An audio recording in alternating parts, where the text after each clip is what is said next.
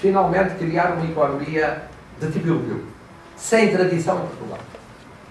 Num país em que o liberalismo é, à esquerda, a corrente mais fraca, tradicionalmente. E à direita também. A direita mais depressa é bonapartista, conservadora, ultramontana, excepcionalmente orwellianista. Liberal não costuma ser, ou não costumava ser. E a esquerda, tradicionalmente. E desde muito cedo deixou de ser liberal. E ele foi liberal, foi durante um período muito curto na história do país. E a mais recente não era, de forma dominante. Além do mais, indo contra a tradição recente do corporativismo de Estado. Neste quadro, é possível distinguir 3 ciclos. Que eu diria 4 ciclos. Em relação ao enfrentamento destes desafios. Primeiro ciclo, que vai de 74 a 85. É neste ciclo que, de forma sumária, se processa a descolonização em 2 anos, embora os efeitos se tenham prolongado nos anos subsequentes.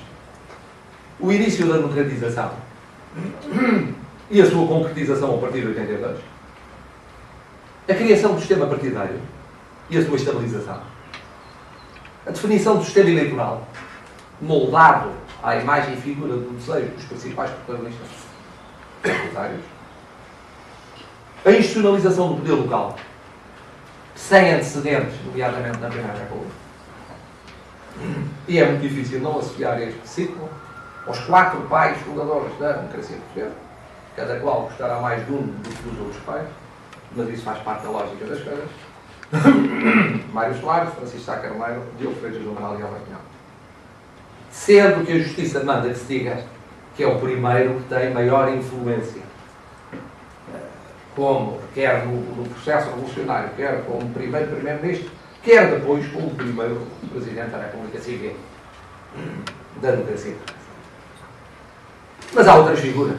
E Ramalhianes, por exemplo, é uma figura que se não pode, entre outras, ignorar ou menosprezar nesta fase, primeira fase, ou primeiro ciclo de enfrentamento dos desafios. Segundo ciclo vai de 85 a 95.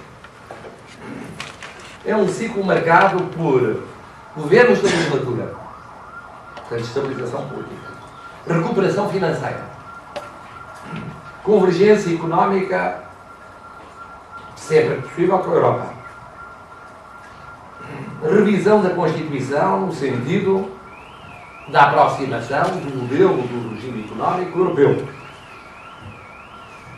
fontismo político, quero dizer, investimento maciço em infraestruturas, com base, nomeadamente, nos apoios financeiros europeus. É um período que tem integração europeia, obviamente. É um período que tem um protagonista acima, que se chama Marcelo, e duradouro, trata-se de uma década. É um período que, no entanto, deixa para o período seguinte, pela lógica das coisas, algumas questões por equacionar, por ponderar e enfrentar. A educação, a administração pública, a justiça, a segurança social, a saúde, isto é, os sistemas sociais. E até a própria concretização das reprivatizações. Uma iniciada em 92, vai em 95 uma fase ainda não completa de concretização. Onde nós começamos a ter problemas graves, problemas graves tivemos, vários, pelas circunstâncias que citei, muito discipulares, pelo contexto revolucionário, pelo enfrentamento dos vários desafios. E aqui quero dizer que muitas vezes nós vemos a floresta de dentro e olhando para as árvores, consideramos que o saldo do enfrentar destes desafios foi claramente negativo. Eu hoje tendo a concordar com os meus amigos estrangeiros que dizem que foi claramente positivo. Em geral, como foi possível que as mesmas gerações, em 25 anos, sem guerra civil, já tudo, com grandes custos humanos e económicos e sociais, mas sem o dilacerar definitivo da sociedade, terminaram um ciclo de 500 anos, criaram uma democracia sem precedentes, entraram aceleradamente no processo de integração europeia e ainda começaram a fazer aquilo que ia mais contra a nossa mentalidade, que é criar uma economia tipo europeia. Uma economia de mercado, embora com preocupações sociais. Mas regressando ao ciclo em que foi o ciclo desgraçado, foi o ciclo 95 a 2005. Esperar-se desse ciclo que não perdesse as conquistas dos ciclos anteriores e que fizesse as reformas sociais. Ele levanta até ao fim o processo privatizador intensivo. Infelizmente, perdeu várias das conquistas do período anterior e não realizou praticamente nenhuma das reformas que deveria ter realizado. Perdeu a estabilidade com 4 governos. Perdeu a recuperação das finanças. Perdeu a convergência económica com a Europa. Enfraqueceu a autoridade fiscal que se tinha vindo a consolidar. Não fez nenhuma das reformas sociais. Nem da justiça, nem da administração pública, nem da educação, nem da saúde, nem da segurança social.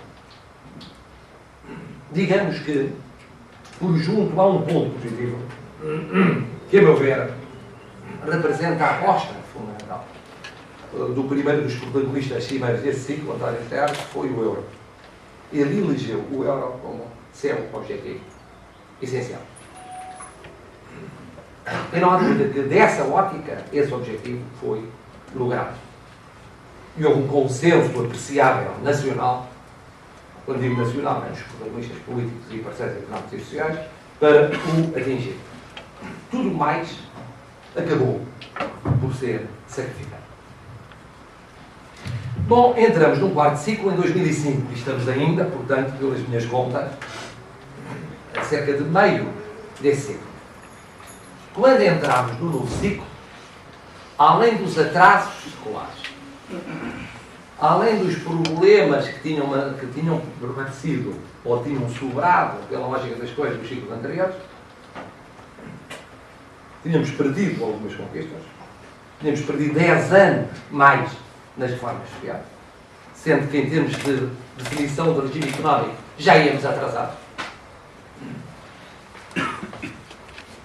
E, portanto, é neste contexto que se soma aos problemas estruturais aqui evocados e que todos conhecem, problemas conjunturais.